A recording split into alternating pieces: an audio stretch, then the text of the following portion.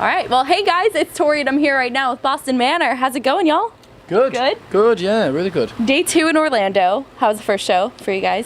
First show was wicked. I think the show sold out as well, so this one should be even better, hopefully. Hopefully, fingers crossed.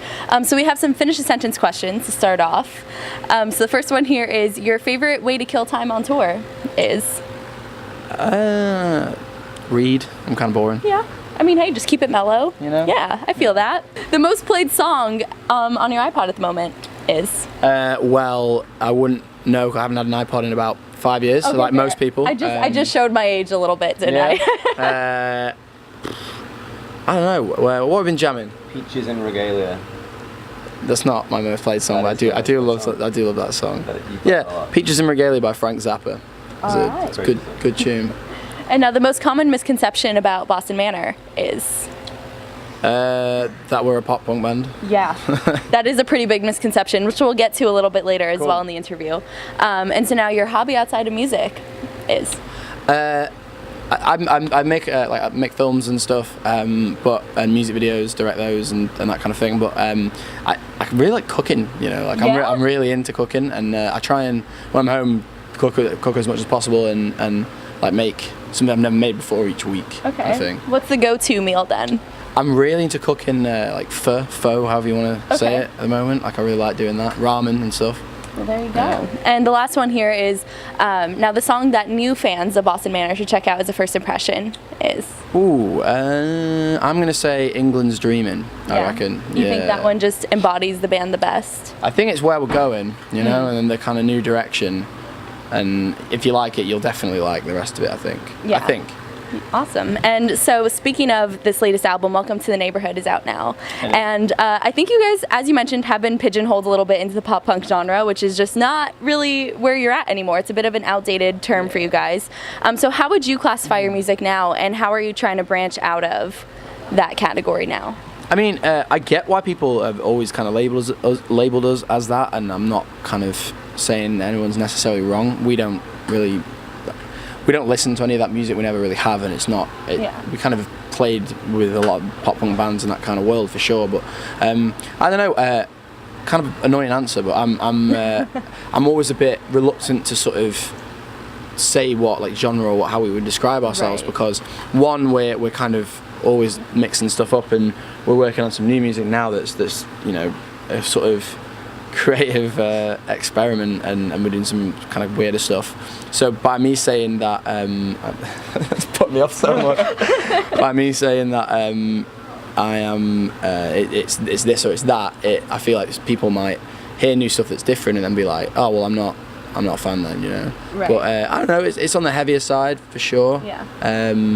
Alternative rock maybe. I don't know. Okay. It's broad statement. That is broad, but I think that definitely makes more sense once you hear this album. Yeah, cool. For sure.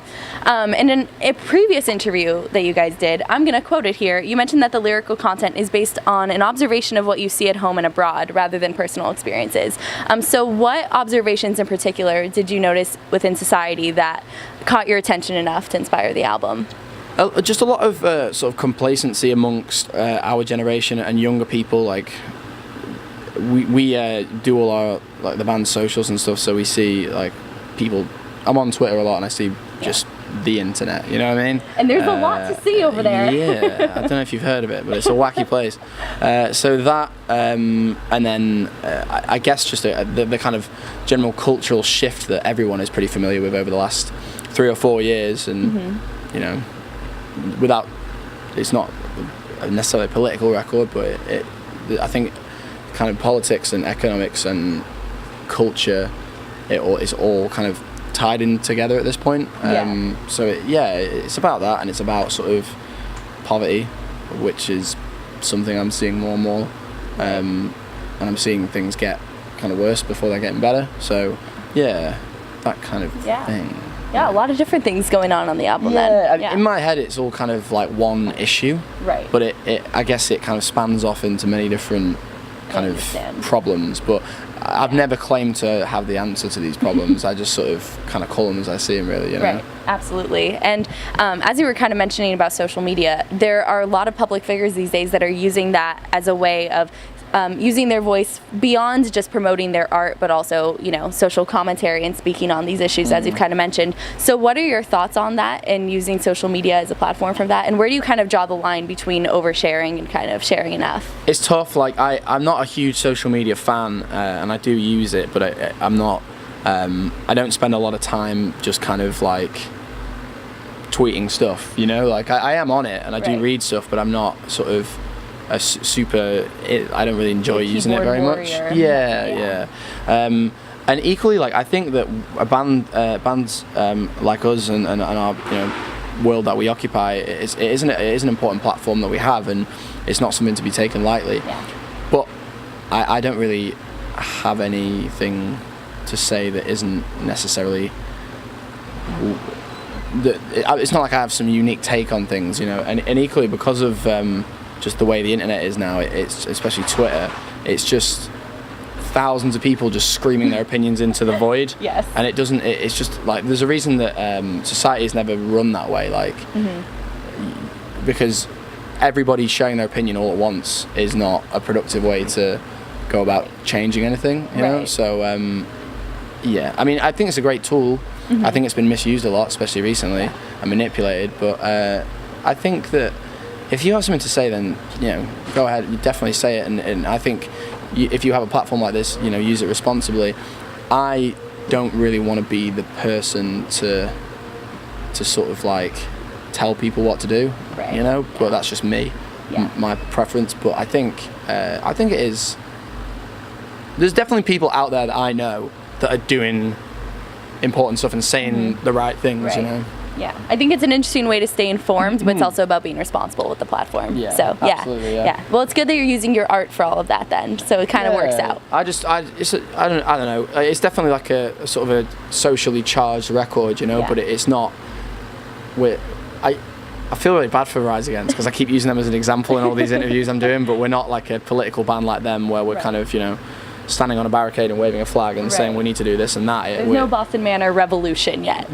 We're just trying to make some good music and just trying to get people to kind of feel something and switch on and channel their kind of rage and aggression and energy and creativity into the songs that we write, and if that does something for you, then that's like mission accomplished for us, kind of thing, you know. I think the way you're doing it is very thought-provoking, and that's awesome. And you are on this tour with Real Friends right now, so what are the plans for after this that fans can look forward to? Well, we're flying straight from the US to Japan. Never been there before. No big deal. Really excited about that. Always wanted to go, and then we go straight from there to Australia. Also never been there before either. Crazy. For Good Things Festival, which will be really sick. And then it's pretty much Christmas, and then we have a bunch of tours planned for next year. We will be coming back to the US, but yeah, nothing that, you know, you can say, it's not announced, blah, blah, blah. But yeah, it'll be an equally busy 2019, I think. Fantastic. That's what I love to hear. Well, thank you so much for hanging out. Thank you to the whole band for being so talkative during this interview. And everybody watching, make sure you subscribe for more videos, and we'll catch you later. Yeah.